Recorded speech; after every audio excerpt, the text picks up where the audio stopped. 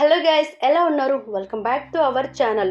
ఈ వీడియోలో చెప్పబోయే cinema recommendable for only adults అండి. వీక్ హార్టెడ్ పీపుల్ కోసం అయితే కాదు. Abused language and brutal violence అయితే ఎక్కువగానే ఉంది. బ్లూటూత్ పెట్టుకొని చూడండి. 2006లో భారతదేశాన్ని కుదిపేసిన నిఠారి సీరియల్ మర్డర్స్ ఆధారంగా ఈ సినిమా తెరకెక్కించారు.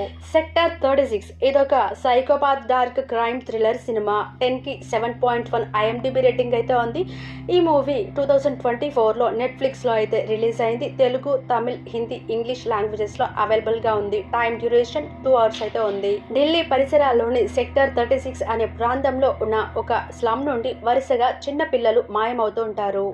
ఆ ఏరియాలో సబ్ ఇన్స్పెక్టర్ రామ్ చరణ్ పాండే మొదట్లో చాలా నిర్లక్ష్యంగా ఉంటాడు. కానీ ఒకానొక టైంలో ఆ సీరియల్ కిల్లర్ కన్ను పాండే కూతురు పైనే పడుతుంది. దాంతో రంగంలోకి దిగిన ఇన్స్పెక్టర్ ప్రేమ్ సింగ్ అనే క్రూరమైన సీరియల్ కిల్లర్ వెనుక ఉన్న భయంకరమైన నిజాలను ఎలా బయటపెట్టాడు అనేది ఈ cinema main story. Psychopath killer Prem పాత్రలో విక్రాంత్ మసేర్ యాక్టింగ్ వెన్నులో వణుకు పుట్టించే విధంగా ఉంటుంది.